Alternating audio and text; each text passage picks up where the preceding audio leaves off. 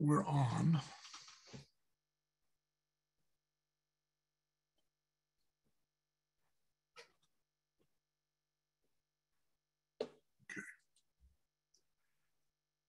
A new year is upon us, and I am as amazed as you are. But how are we going to best handle the coming year? Our Torah reading comes to our aid by inviting us to balance three horizons. By considering these three horizons, we should be able to lead a more balanced, intentional life in the year ahead, and even beyond it. But first, we need to acknowledge that we live in stressful times. Let's look at the COVID-19 pandemic, for example. The Mayo Clinic reports how, quote, surveys show a major increase in the number of US adults who report symptoms of stress, anxiety, depression, and insomnia. I can report three of those during the pandemic, compared with surveys before the pandemic. Some people have increased their use of alcohol or drugs, thinking that can help them cope with their fears about the pandemic. In reality, using these substances can worsen anxiety and depression. As I said, these are stressful times, times of uncertainty, change, and threat about the pandemic, about the economy, in the realm of politics, in the area of climate change, and in the sphere of foreign relations. Just a couple of weeks ago, a candidate for the US Joint Chiefs of Staff spoke of the desirability of sitting on a throne of Chinese skulls. Such talk is revolting. It's scary, too. And there is a lot to be scared about. But this is nothing new. Imagine you were born in 1900. On your 14th birthday, World War I starts. It ends on your 18th birthday. 22 million people perish in that war. Later in the year, a Spanish flu epidemic hits the planet and runs until your 20th birthday. 50 million people die from it, including my Aunt Razel. In those years, yes, 50 million. On your 29th birthday, the Great Depression begins. Unemployment hits 25%. That runs until you are 33 years old. The country nearly collapses, along with the world economy. When you turn 39, World War II starts. On your 41st birthday, the United States is fully pulled into World War II. And between your 39th and 45th birthday, 75 million people perish in the war, not counting the many millions who are grievously injured and who survive. Smallpox was epidemic until you were in your 40s, as it killed 300 million people during your lifetime. At the age of 50, the Korean War starts. 5 million perish. And from your birth until you were 55, you dealt with the fear of polio epidemics each summer. The experience of friends, you experienced friends and family contracting polio, like my sister's childhood friend, Beverly Friedman, and being paralyzed and or dying. At the age of 55, the Vietnam War begins and doesn't end until 20 years later, and 4 million people perish in that conflict.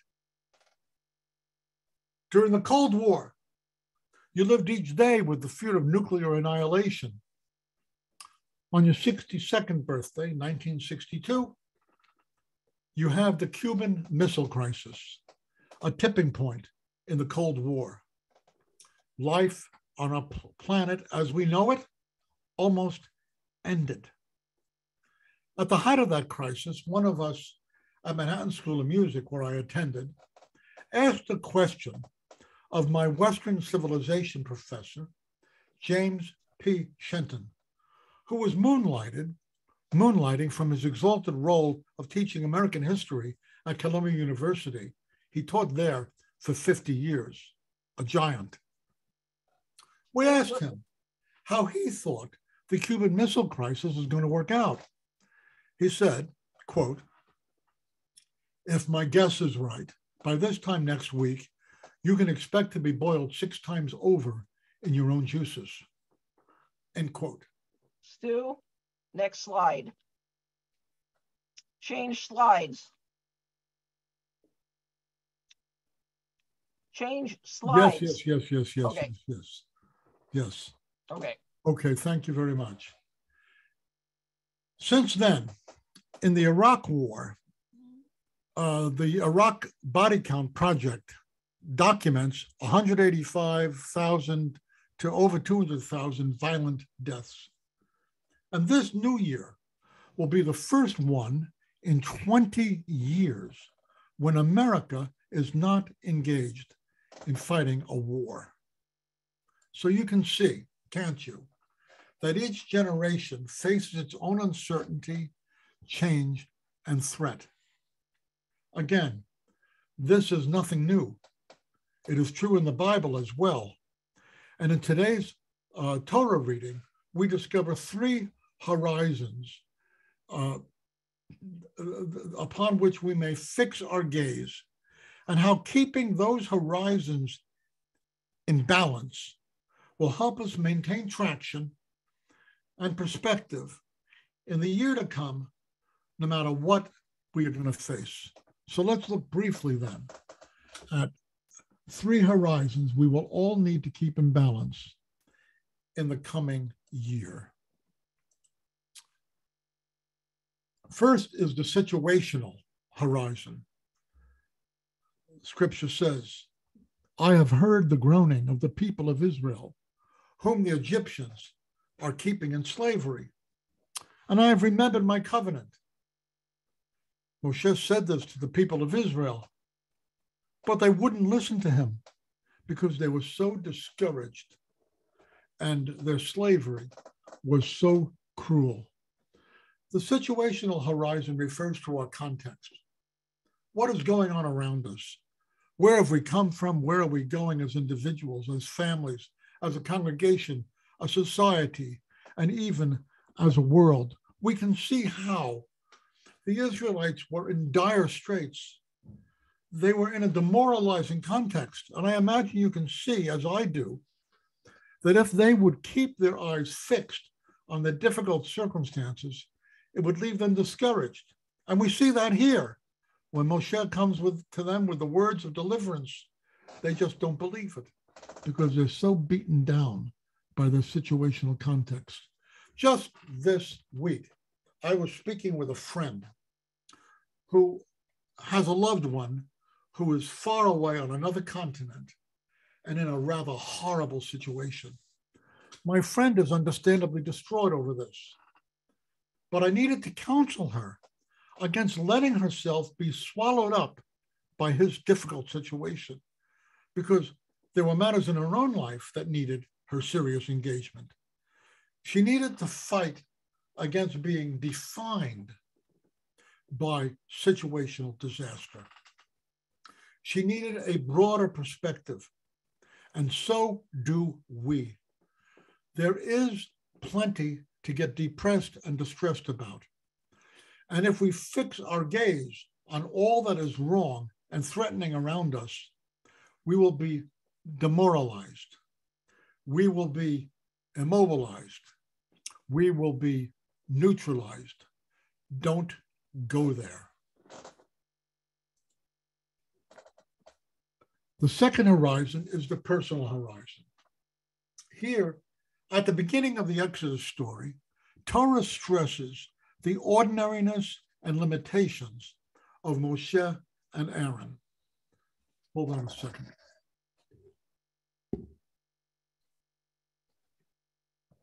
Of Moshe and Aaron, we read, Amram lived to be 137 years old, and he's the father, and Yocheved is the mother of Aaron and Moses. These are the Aaron and Moshe, to whom Adonai said, bring the people of Israel out of the land of Egypt, division by division. And these are the ones who told Pharaoh, king of Egypt, to let the people of Israel leave Egypt. And the scripture says, these are the same Moshe and Aaron. And the scripture says, Moshe was 80 years old and Aharon 83 years old when they spoke to Pharaoh. Your personal situation, my personal situation, is our family of origin, the situation we were born into, the conditions of our life in childhood, the burdens we bear, the scars we wear. It is not only our gifts and our graces, but also our limitations, our hang-ups, our struggles. It's so easy, it's too easy to limit our viewpoint to our personal horizon. Moshe was doing that at the burning bush. He responded to God's challenge by saying, but God, I'm not eloquent. I don't know enough. Nobody will believe me. Here they are, Moshe and his brother, two old men, one of whom has just spent half of his life watching sheep. It's too easy for any of us and all of us to get mired down in the quicksand of our limitations. Sure, we have to deal with them, but we should never let ourselves be determined by our personal limitations, by that horizon. Finally, we come to the divine horizon. This is God's answer to Moshe's limitations, and this is God's answer to our own. And this is what will equip us for the situations we will face in all the days and years ahead. See how Adonai opens up the horizon to Moshe at the burning bush. God spoke to Moshe. He said to him, I am Adonai. I appeared to Avraham, Yitzchak, and Yaakov as El Shaddai, although I did not make myself known to them by my name, Yud-He Vav-He, Adonai. Also with them I established my covenant to give them the land of Canaan, the land where they wandered about and lived as foreigners. Moreover, I've heard the groaning of the people of Israel, whom the Egyptians are keeping in slavery, and I have remembered my covenant. Therefore, say to the people of Israel, I am Adonai. I will free you. Notice he keeps on saying, this is the new context. The new context is who God is. I am Adonai. I will free you from the forced labor of the Egyptians, rescue you from their oppression, and take you as my people, and I will be your God. Then you will know that I am Adonai, your God, who freed you from the forced labor of the Egyptians. I will bring you into the land which I swore to give to Abraham, Yitzchak, and Yaakov. I will give it to you as your inheritance. I am Adonai. It is as if God is saying to us, I know who you are. I know your limitations. I know what your situation is. I know your challenges. But do you know who I am? Do you know what I have promised? Do you know what I'm going to do? If we are going to handle the coming year well, despite our personal limitations, despite our situations, the situations we must face, then we must direct our eyes to the divine horizon. So here's our challenge and opportunity. Do not be fixated on any one horizon. Lift up your eyes. Secondly, do not ignore any horizon. Your personal situation is real. Your contextual, situational context is real. They have to be tended to. So do pay attention to what is there. We're not playing games. But do balance the horizons. Deal with reality, but balance the horizons. And don't forget that the divine horizon is primary. It takes priority. In Psalm 121, this idea is expressed. I will lift up my eyes to the mountains. From where does my help come? Notice he's setting his eyes on a horizon, the divine horizon. My help comes from Adonai, the maker of heaven and earth. He will not let your foot slip. Your keeper will not slumber. Behold, the keeper of Israel neither slumbers nor sleeps. Adonai is your keeper. Adonai is your shadow at your right hand. The sun will not strike you by day, nor the moon by night. Adonai will protect you from all evil. He will guard your life. Adonai will watch over your coming out and your going in from this time forth and forever. As we go into this year, lift up your eyes. Don't get overwhelmed by your personal horizon. Don't get obsessed with your situational horizon. Keep your eyes on the divine horizon. The God who spoke to Moses is saying to us, I am Adonai. I know what I'm doing. Let's get going. Shabbat Shalom.